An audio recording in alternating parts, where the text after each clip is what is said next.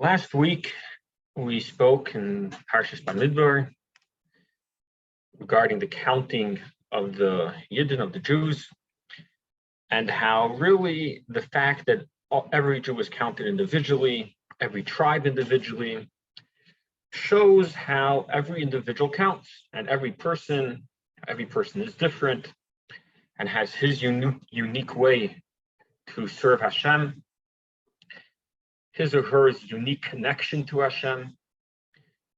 And therefore, every Jew is counted separate. And in general, there are 12 paths, 12 ways to serve Hashem, 12 general ways. And therefore, there are 12 tribes. And each one was counted individually. And the sum, and their sum number was individual. Now, really, that's only half the story. What we spoke last week is really only half the story, and this week we're actually going to learn the other half of the story, the other side of the coin. So there's obviously the side how there's 12 tribes, and each one shows on and had a unique connection to Hashem and a unique way of serving Hashem. But on the other hand, we're one nation. We're not 12 nations, 13 nations. We're one nation, and this week, we're really going to discuss more about the two sides of the coin. How on the one hand, we're one nation.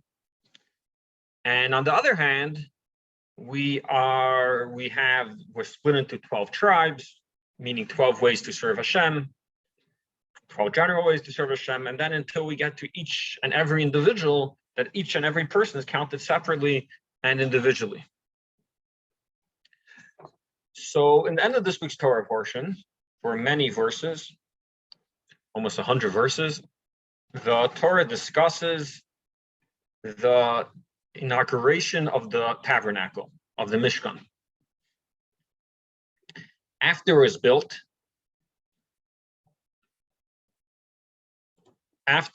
Mishkan was built, the tabernacle was built, and there was the initial 7 days of Moshe, and it started off with the days of Moshe training in Aaron and his children into the service and training in the Mishkan. But then the first sacrifices that were brought in the tabernacle were the priests, the heads of the tribes, each brought in their individual sacrifice. And that's really a whole section in the end of this week's Torah portion, and that's what we're going to discuss today.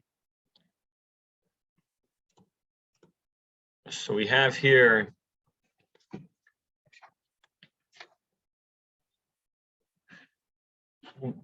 the first thing, the first part, the sacrifices that the priests, that the heads of the tribes brought are really split into two parts. First, the Torah tells us in the beginning of Thurs, the beginning of chapter 7, that on the day that the temple was erected, that the first day the temple was built, or in a permanent way, the princes brought offerings for the dedication of the altar on the day it was anointed. The princes presented their offerings in front of the altar. The Lord said to Moshe, one prince each day shall present his offering for the dedication of the altar. So after the Torah describes in short the first phrase of the first part of their sacrifices, that's actually we're going to see soon, we're going to get to soon, that'll be number 4. The Torah says, in addition to that part of the sacrifice, which we'll get to soon later in the class, the princes each brought together, it seems from these verses that they brought it together. The princes presented their offerings in front of the altar, and Hashem said, even though everyone is coming together to bring it together, but each and every prince should present their offerings on a separate day. So they brought them together, right? Like the Torah indicates, the princes presented their offerings in front of the altar, which seems like they brought it together. But the Lord said, Hashem said, that no, one prince each day should present his offering for the dedication of the altar. Each should bring it on a separate day. And that actually is what happened, that from the first day of Nisan, of the Hebrew month of Nisan, for the next 12 days, each one of the priests brought their sacrifice. Seemingly, what's wrong with them all bringing at once? Why shouldn't they all bring the sacrifice at once? Why do they have to split it up over 12 days? What's the significance of this fact in the fact that they split it over 12 days? And yeah, question? They have, first of all, are you saying that everyone was individually brought the sacrifices? In other words, not the whole group at one time? So it seems like they came up with the idea together. They presented the sacrifices before the altar, before the tabernacle together. But then Hashem said that they actually should be offered each one on a separate day. Don't offer it on one day. Each priest will get an individual day. The first day, the priest of the tribe of Yehudah went. Nachshon offered his sacrifice. The next day was from the tribe of Yisachar, Nesano, and so forth. Now, when the Torah describes the sacrifices that the Jews actually brought, that the priests actually brought every day, the Torah goes into great detail in discussing how each priest brought a sacrifice, and it really is extremely redundant, and it says the same thing again and again. I did not put this on the source sheet because it's way too long. It'll take a few pages, but we can see online, just to show you. I'll try to make it a drop bigger. No.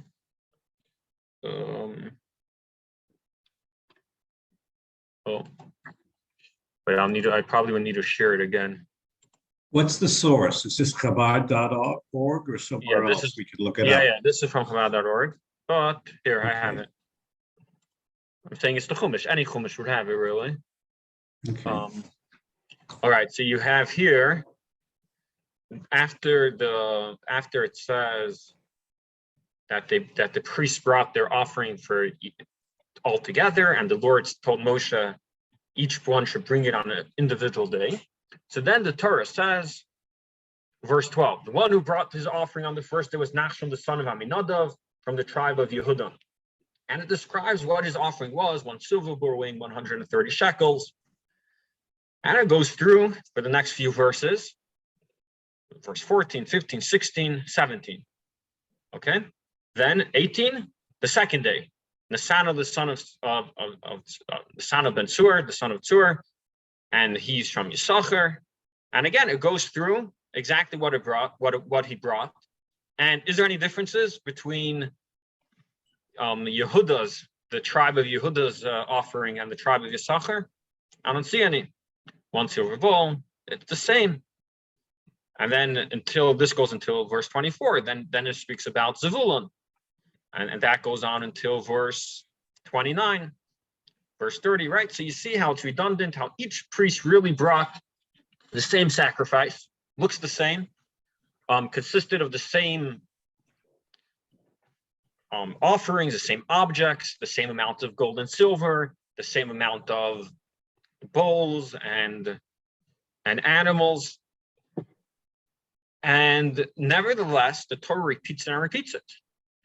If it was up to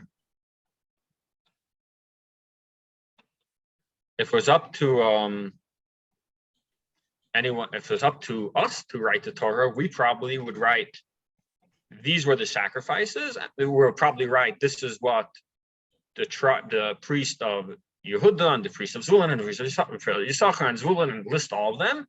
These are the sacrifices they brought, and then list the sacrifices. It would save us many, many verses. Probably around 50, 60 verses at least would be less. It would be shorter. Actually, this week's Torah portion is the longest Torah portion in the Torah. It could be because of all these verses. And seemingly it's extra, just say it in short, say this was the order that they brought it, and this is what they brought.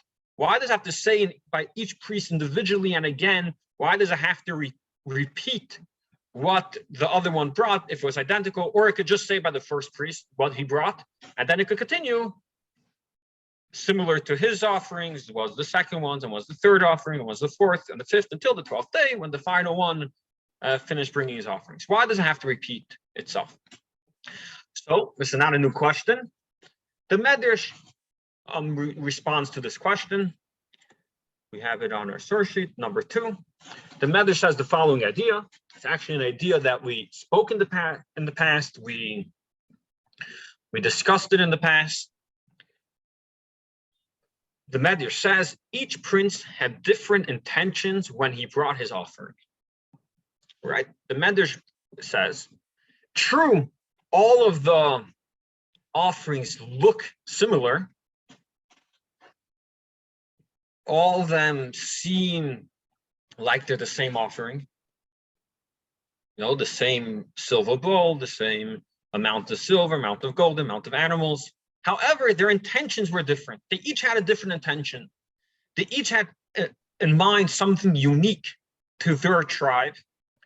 And therefore, they each brought, therefore the Torah lists each one of the tribes separately to indicate and to preserve, so to speak, the fact that they each one had their own individual intentions. So really, even though it looks like the Torah just repeating itself again and again without any necessary reason, but really it's a very good reason, because each one had different intentions, and the difference in intentions almost makes each sacrifice, so to speak, different. And that's why the Torah repeats each one individually. To go through all of the sacrifices and all the different intentions itself would take an hour, would take a long time. So just to discuss a few, so we get an idea of what's happening here. We'll discuss the first 8 and the first detail of the first 8. So what was the first part of their sacrifice? We saw that the first part of the sacrifice was one silver bowl that weighed 130 shekels. Okay? One silver bowl. So how many hints or how many different intentions could be behind one silver bowl? Seemingly, I don't know more than one. But let's see. The Medrash says the following: Nachshon, which was the first priest that brought a sacrifice, he was from the tribe of Yehudah. His intention was corresponding kingship, which, after all, King Solomon, which is the king of example in the Torah and in our nation, and Mashiach are both descendants, or Mashiach is going to be, Shlomo was, Mashiach is going to be a descendant of Yehudah, of the tribe of Judah. And they both, one of their primary attributes is that they were kings. So his sacrifice alluded to the idea of kingdom and of being a king. So the Medrash says the silver bowl represents the sea. The verse says how Shlomo ruled over the land and the sea. And Mashiach is going to rule over the land and the sea. And a bowl could represents the sea, because just like the sea surrounds the dry land, it surrounds the dry land, similar to a bowl that surrounds the content that's in it. Right? So Nachshon, which his intention was to allude to the kingdom of King Solomon, and Mashiach, he had his intention with bringing a silver bowl was to the correspond the kingship, the king over the sea, which surrounds the world like a bowl. The second tribe, Nisanel, which was the tribe of Yisachar. So one of the primary ideas of Yisachar, this we also brought up last week, is the idea that many of the scholars and many of the people that sat in the high court, the high rabbinical court in Jerusalem, the Beis Din HaGadol was people from Yisachar, were descendants of the tribe of Yisachar. So their theme really is Torah, the study of Torah. Therefore, they also brought his attention with his sacrifice was all about the idea of Torah. How is Torah alluded to in a bowl? So here it's original, very original. Last time was also original. That a bowl, you make bread in a bowl. Okay? You put food, you store food in a bowl. And there are some verses hinting and connecting the study of Torah to food, to bread. The bowls were used for the bread that was in the temple. And bread indicates and represents Torah. Torah is represented in bread. Just like bread, when someone eats it, it becomes part of them. Also Torah, when we learn it, we internalize the Torah that we study, and it becomes part of us. It sustains us spiritually, just like bread sustains us physically. So many connections between Torah and bread, and these bowls were used to make bread. So Yisachar had in mind the study of Torah. That was his theme, and that's what he had in mind with the bowl.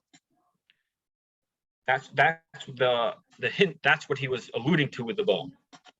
The third one, Eliyav, he was the prince of the tribe of Zvulun, and one of the primary themes of the tribe of Zvulun, which is also an idea that we mentioned last week when we discussed the tribes, that he did a lot of business, and his theme was supporting Torah study. Him and Yisachar made a deal. Yisachar will study, Zvulun will support him, and Zvulun will get part of the reward that Yisachar deserves because he's supporting and enabling the Torah study.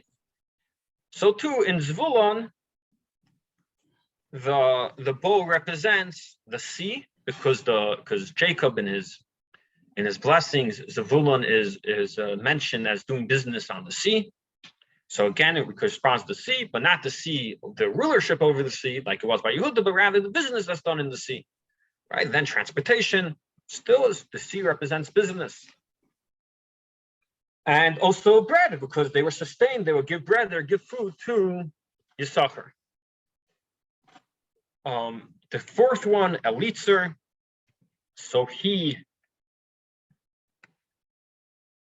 was from the tribe of Reuven, and he had in mind when he brought a sacrifice to allude to the story how Reuven saved Joseph's life way back. Reuven saved Joseph's life when his brothers wanted to kill him, and Reuven said, why would he want to kill him? Throw him into the pit. But Reuven wanted to come back and take him back, but after the brothers leave, in the end they ended up selling him, but in the end of the day he saved his life.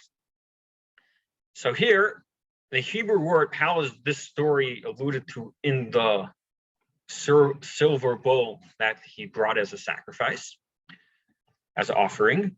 So the Hebrew word for a bowl is kaira, which could also allude to the words of akeret and akar, which means he was one of the he was an essential part of the saving of Joseph, and he uprooted the evil plot of the brothers. Right, so he's alluding to that story, and the Medrash goes on to explain how all the details in his sacrifice could be alluding to that story. The fifth one, Shulamil, he was the prince from Shimon, and his sacrifice corresponded and alludes to the tabernacle actually, and the bowl represents the the courtyard that was around the tabernacle. Just like we said earlier, a bowl shows something surrounding. So the courtyard surrounded the tabernacle. And it also weighed 130 shekalim. So the 100 corresponds to the 100 cubits that the courtyard was long, and the 30 represents the 30 cubits of the tabernacle. So that's how alluded in his sacrifice. And again, the Medrash goes on to explain how the whole sacrifice really alludes to the idea of the tabernacle and the different vessels and different instruments and parts of the tabernacle. This is just the first 5. The Medrash goes on. Like we said, it's very detailed, and the Medrash explains how each tribe, each prince had a general theme, and how his general theme played out in the details of his sacrifices. All right, so we brought a few just to give an example how the Medrash develops this idea in explaining how the reason why the Torah repeats the sacrifices, because each one had different intentions, and therefore the Torah wants to make clear how, yes, it looks the same, but it's really, really very different, because each one had different intentions, and many of their intentions when they were bringing the sacrifice was connected with the general theme of their tribe, right? Like we mentioned, Yehuda's general theme a lot of times connected with the kings that came from Yehudah, the rulership that comes from Yehudah, and that's what his sacrifice was connected with. Yisachar, with the study of Torah that came from the descendants of Yisachar, the people that study Torah. So again, so they connect his sacrifice with his general theme, and so on and so forth. So what we see here is this really strengthens the general idea that we developed last week in the class, that each tribe has a separate way of connecting to Hashem, a separate theme in their connection to Hashem. And here we see it plays out not only in the way they were counted, but in the way that they brought their sacrifices. That each one, even though the sacrifices look similar, they had their individual intentions. Excuse me, Rabbi, can I ask a question? Yeah. When you cite the Midrashim here, is that the Bamidbar Rabbah or Tanchuma? Which Midrash is it? Which source? Which Medrash? I believe Bamidbar Rabbah. I'll be honest, I didn't get it from the original source. I got it from a secondary source. But I do know that the Bamidbar Rabbah does discuss a great length, goes through all the details. I imagine that different Midrashim also explain it slightly different. And I was bringing in more for the general idea, how we see that each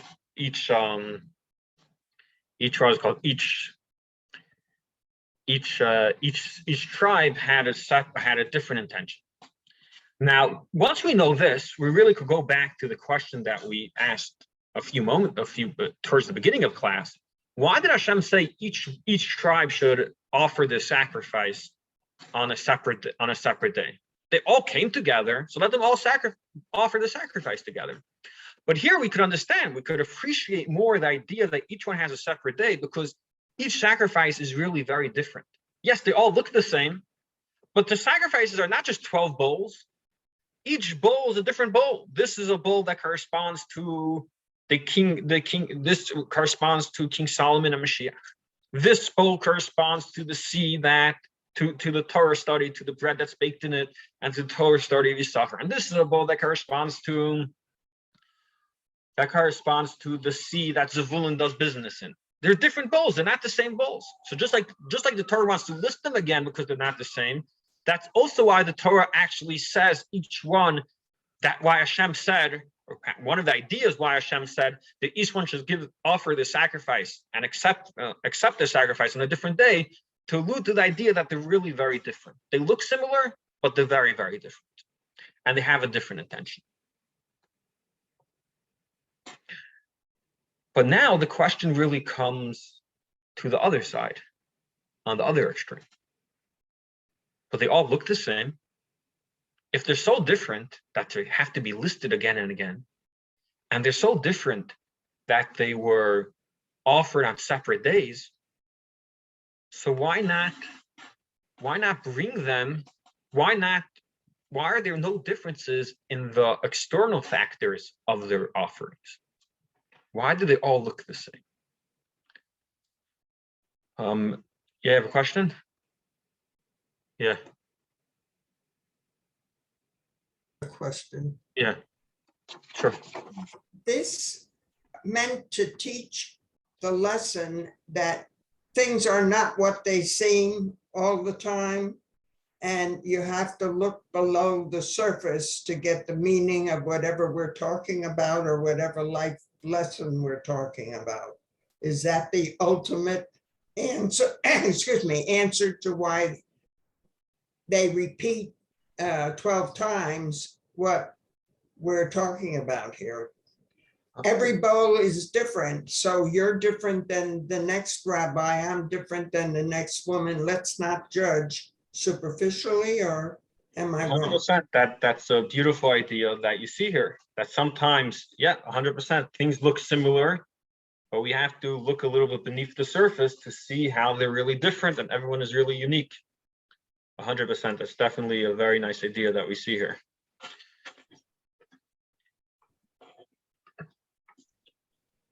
All right, now, like we mentioned earlier, in addition to this section of their inaugural sacrifices that they brought, there was another section, much smaller sacrifice that all the priests actually brought together.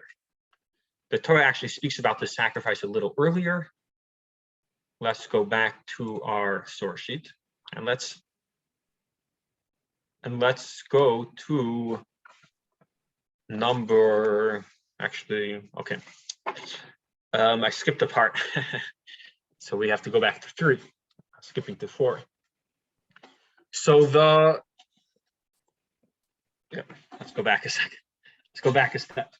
So in this, again, so what do we have here? We have here the detailed sacrifice that the 12 priests brought on 12 individual days, and each one corresponds something else. Now we have a very interesting medrash. A medrash that says the following. Number 3. By the end of but after the Torah lists all of how each priest brought their sacrifice every day, the Torah makes a tally. The Torah makes a summary of exactly how many objects were brought from each. So let's say the Torah says there were 12 bowls, and the Torah says how many, and the Torah says how many, the sum total of how much gold and how much silver and how many animals were brought. So the Medrash comments on this collective tally of the prince's dedication. So the collective tally of the prince's dedication offerings is framed by 2 summary statements. This was the dedication offering of the altar presented by the princes on the day it was anointed. So the day it was anointed was the first day of Nisan. The last prince really brought his sacrifice 12 days later, right? Because each one brought it a separate day. And this was the dedication offering, and this was the dedication offering for the altar after it was anointed. And this verse seems to be speaking about the 12th day, the end of the dedication. So the Medrash explains that these 2 statements indicate that although God had each prince give his offering on a different day, like I said, that was actually Hashem's idea that each one should give on a separate day, he considered it as if they had all brought their offerings on the first day and on the last day. He said that it is as if each one brought it the first day and the last day. Now, okay, so we see the 2 verses. The verse is summarized and says, these are the offerings that were brought the day it was anointed, which means the first day. And this is the dedication of the altar, which indicates the last day. So each brought on the first and the last day. I understand why the Medrash and why the Torah wants to tell us that they each brought it the first day. After all, the one that brings it the first day many times shows on the one that's the most important, or there's certain advantage. You're the first one to start this initiative, to bring this offering. That I understand. But what's so special about the last day?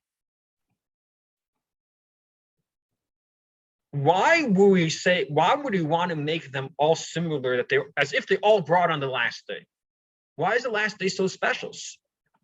The first day, fine. It's as if they all brought on the first day. Wow, the first day is the first one to do it. So even though technically, it played out that each one brought it on a separate day, but the Torah views it as if all their offerings were on the day that it was anointed. But why the last day?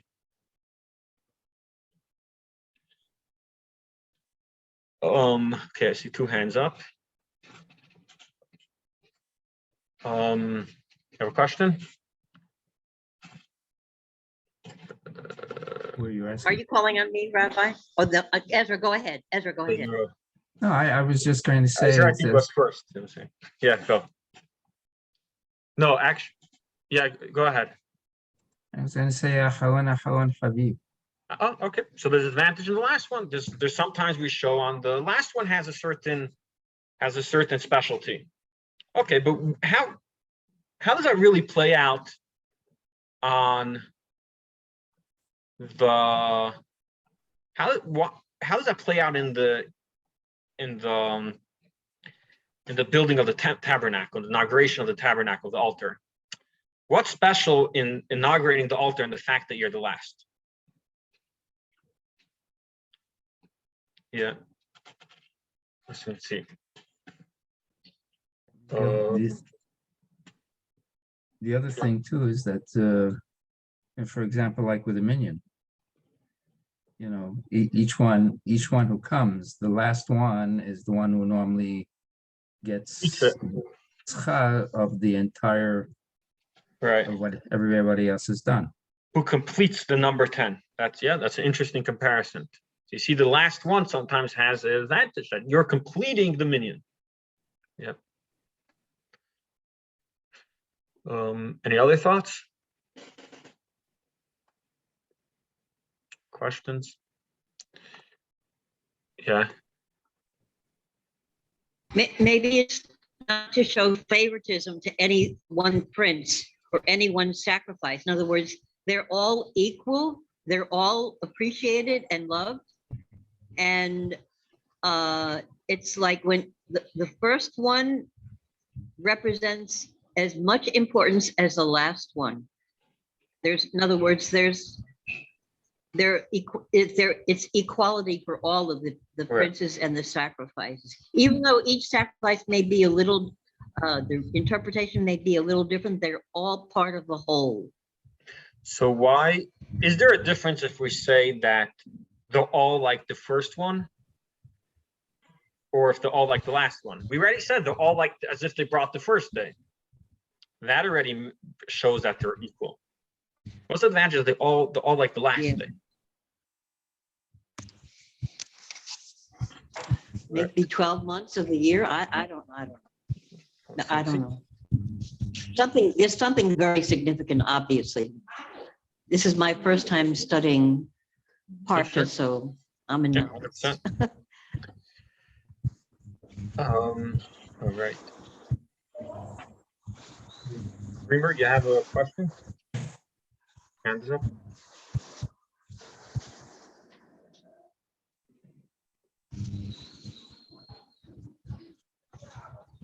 All right. So let's see. So in one of his talks, the Rebbe discussed this idea, and he said a very interesting interpretation in this message. So again, what we're speaking about inaugurating the altar, and what's really the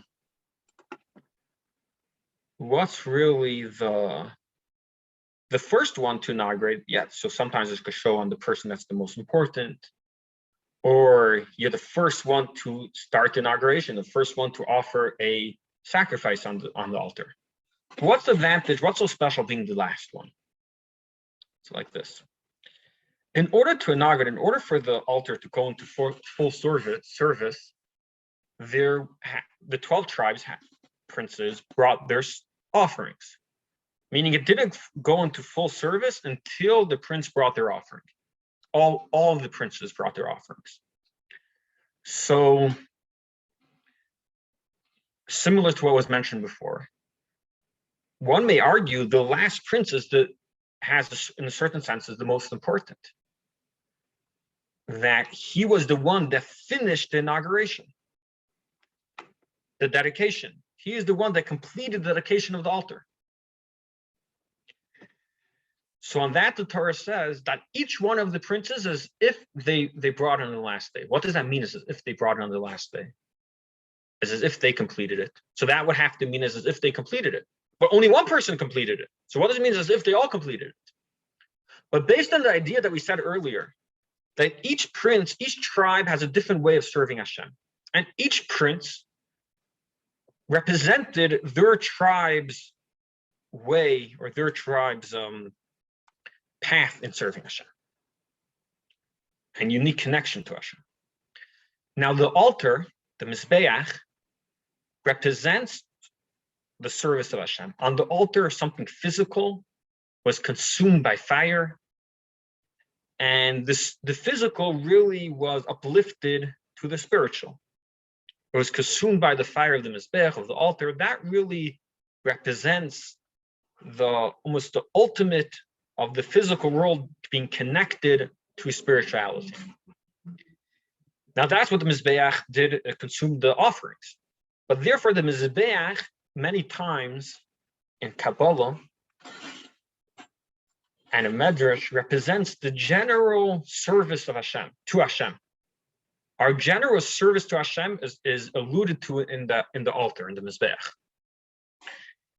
So when the princes were bringing their offerings and dedicating the Mizbeach, the altar, what they really were doing is we're dedicating their way of serving Hashem and preparing the altar to accept the service that would be done by their way, by their tribe.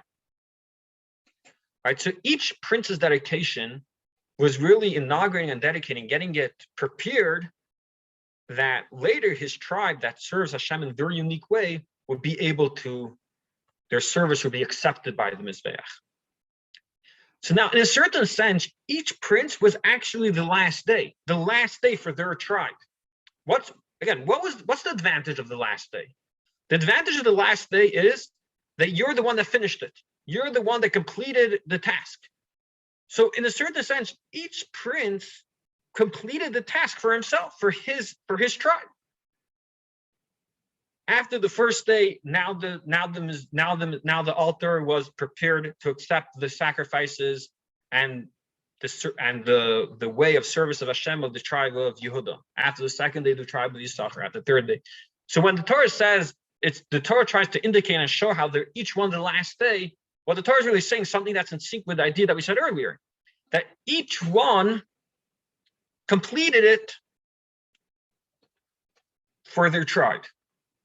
Right, so that's the idea that on the one hand, they're all like as if they all brought it the first day, because they all are equally important, and also they each one completed their venue, their way of service of Hashem for the Mizbeach for their tribe. And this actually really comes and really brings out this medrash, how it says if they all offered on the first day and the last day. This medrash really brings out how the offerings of the princes were all one unit, even though each one brought it themselves. Each one had their own intentions, but they really were all one unit, and therefore had the status of a communal sacrifice. Personal sacrifices cannot be brought on Shabbos. Only communal sacrifices could be brought on Shabbos. And here the priest, the prince of Ephraim brought his sacrifice on Shabbos. Why? Seemingly it's a personal sacrifice. The answer is no, it's a communal sacrifice because it's all one unit. It's as if they all brought the first day and as if they all brought the last day. Meaning they made up one unit of a sacrifice and therefore they're all equally important and they all share equal parts. And here, it's already becoming a little bit paradoxical. On the one hand, we're saying how each one is independent, has their own venue, has their own path, their own intentions, their own day. On the other hand, they're one unit. It's as if they all brought on the first day and they all brought on the last day. This idea, how all the priests, even though they each had their individuality and their uniqueness, but they all made up one unit, is further emphasized in the first sacrifice that they brought. Before they brought this detailed sacrifice, the Torah says in short how they brought a different sacrifice. Number 4. They brought their offering before the Lord. This one is much smaller. All 12 priests brought it together. 6 covered wagons and 12 oxen, a wagon for each one of the priests, and an ox for each one. They presented them in front of the Mishkan. The Lord spoke to Moses, saying, "Take it from them and let it be used in the service of the tent of meeting. You should give them to the Levites in accordance to each man's work." So they brought 12 tribes, 12 priests, which seemingly they were able to offer. They're able to afford the sacrifices that they bring later, which was a lot of gold and silver and animals. And here they're bringing a very small sacrifice. 12 priests. Between each other, they bring 6 wagons and 12 oxen, which means each one brought 1 ox.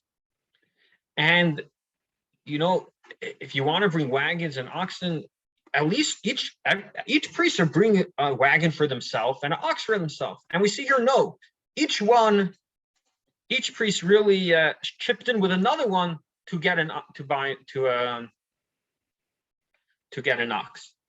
Each one to get a wagon. There's 6 wagons, 12 priests, and each one brought an ox, and for each wagon there were 2 oxen pulling it. So really, each wagon had 2 priests chipped in. So stingy. You can't afford a wagon for yourself. Later, in a few days, you're going to bring this sacrifice that is worth tons and tons of money. What happened here? Why are you bringing such a stingy sacrifice? The answer here is that they were trying to bring out a very, very deep message, a very deep idea. And the idea which we saw already expressed in that, which we already saw was expressed a little bit in the fact that they all brought a similar, externally, during the 12 days of inauguration, they all brought externally similar sacrifices. And also that the Torah says this as if they all brought it the first day and the last day. What they're trying to show here is that, yes, the next 12 days, we're going to bring individual sacrifices with individual intentions. But before that, we first have to establish that we're one nation. We're a portion of the nation, and therefore, no one brought their own wagon. They chipped in to buy a wagon with someone, to bring a wagon together with another prince. Each wagon needed 2 oxen. They didn't bring 2. Each one brought 1 to show on this idea, to first establish that we are one nation and we serve one God and we have one goal, to serve him. And therefore, we all share an obligation of the study of the Torah and doing the mitzvahs. Now, how we do it, our intentions behind those actions, that there's differences between people. Some people feel one way, some people put the emphasis on one thing, other people put the emphasis on other things. And in general, that, like we said a number of times, could be split into 12 general ways. But that's after we first establish this idea that we're one unit. That we're not each bringing a full wagon on ourselves, we're each bringing half a wagon.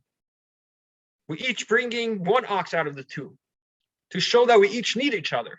that were one unit, and they brought this one together. This one they actually brought together, and this one was accepted together on one day. Then afterwards, they brought their individual offerings. And this is this is really what we started off the class today, how there's two sides of the coin. Yes, there's the idea how everyone is each person has his or her individuality, and they each have your unique intentions. But on the other hand, there's a common denominator here, and a very deep one, and one which is really the foundation that all the details are standing on, which is that we have one goal: to serve Hashem and to make this world a better place, a place where Hashem would be comfortable through studying his Torah and doing his mitzvahs. Now, that's the goal, and that's the combinator. That's alluded to in the fact that they all brought a sacrifice together. That was the first thing they did. They all brought a sacrifice together. Then they brought their individual sacrifices.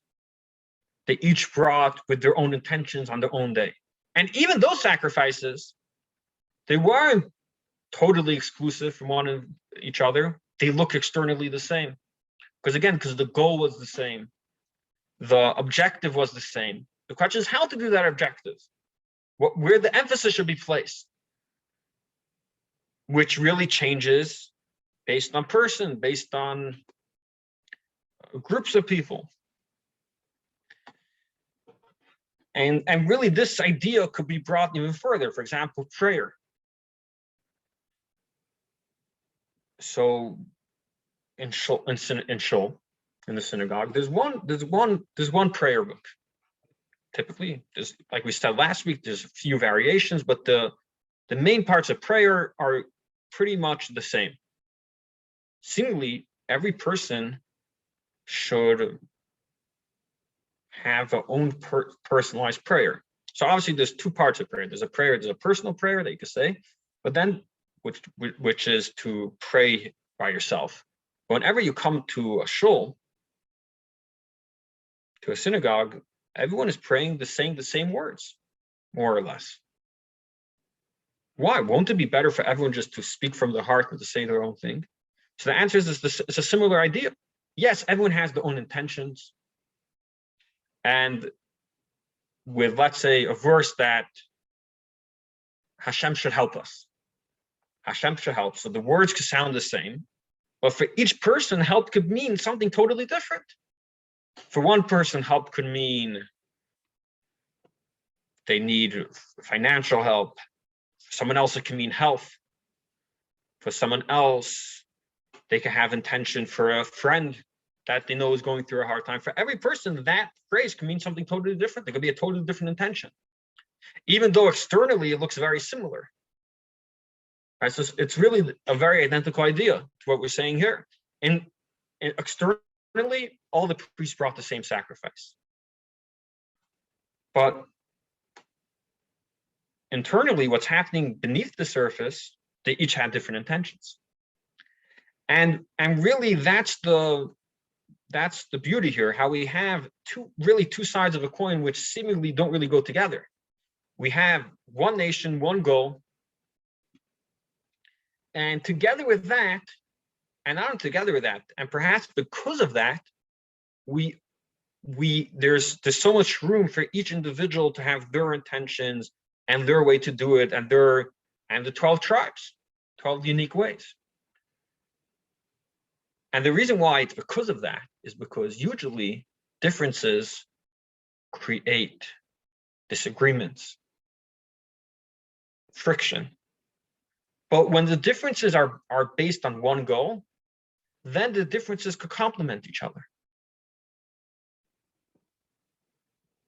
One person could connect to Hashem more intellectually, one person more emotionally. And the beauty really is that there are these different ways of connection, and that's what makes up our nation, the Jewish nation. That there are 12 tribes, and each one has their special path. So this is really the idea that we want to develop here. How on the one hand, there's 12 tribes, 12 unique ways, But on the other hand, we keep on finding the idea of the unity, of an underlying common denominator. And essentially, the first thing they do, the first sacrifice that they brought was the sacrifice that they literally brought together, which is again because the foundation has to be the goal and the purpose, which is service of Hashem. And then there's 12 ways how to do that. It's clear? Any questions or comments? Yeah.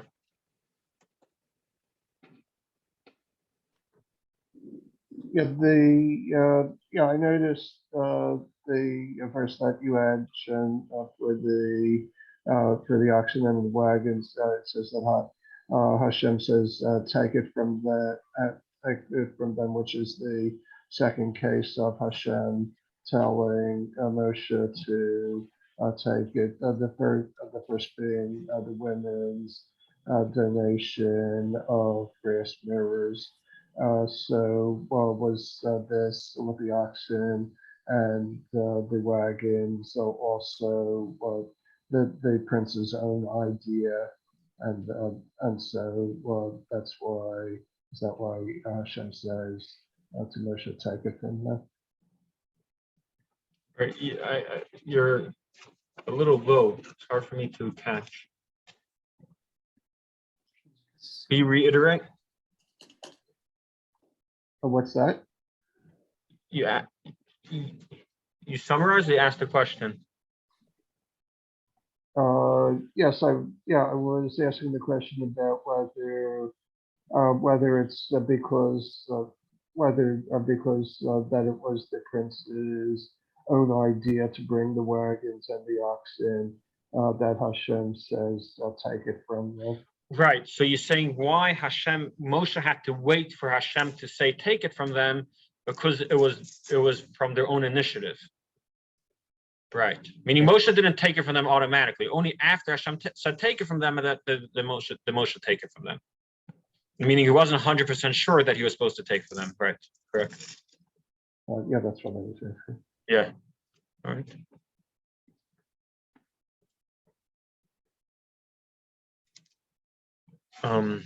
Any other questions, comments? I have actually two questions. Yeah. One is that all of them came with this idea of united front, of doing things together by themselves, or it was instructions given to the different priests or the different princes of different tribes? This is one question. And the second question, yeah, I'm sorry. Oh yeah, so it seems like they did it, that they came forth themselves. They came with the sacrifice themselves, and I imagine the form that they brought the sacrifice was also initiated by themselves. Okay, I think it's a very important point. The second is just a commentary. I think that the interpretation of the same gift with such a different intentions is such an amazing fact that it would be very helpful if you have some information about specific attentions from each tribe. Why one? I understood that, for example, Yehudah had, they have a special thing that because it has a connection with kingship or with what happened in their history and their purpose.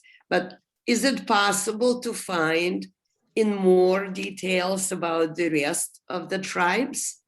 We learned so interesting about 5, but what about 7 more? And then the last question is, one of the tribes supposed to be just a servant of Mishkan. Why did they bring their sacrifice? I thought that their role was mostly to serve inside of the temple. Saying Levi.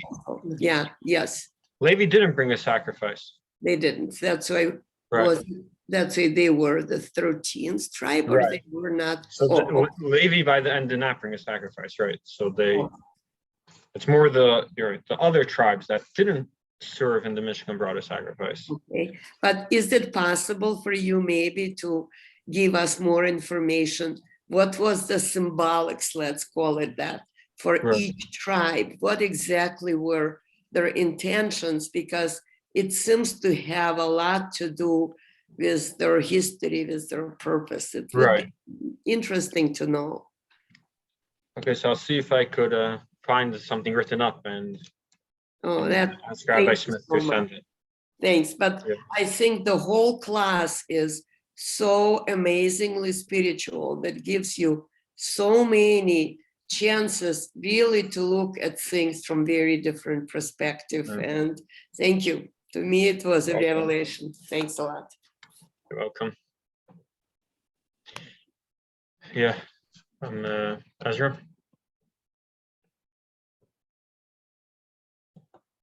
Mm. Ezra, your hand up? I said the Levites were in fact the sacrifice. They didn't bring a sacrifice, they were the sacrifice. Because if you remember, they were waived at at the time that the Mishkan in fact was dedicated. So that was the fact that they were picked up and waived was in fact the sacrifice of the Levium in their dedication to serve the Mishkan. Interesting. I guess that could be viewed as a form of a sacrifice. Okay. All right. Any more questions or comments?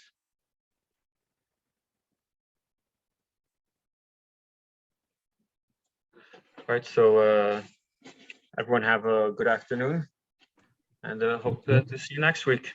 Thank you so much. Thank you. Thank you. Bye-bye. Bye. Bye-bye.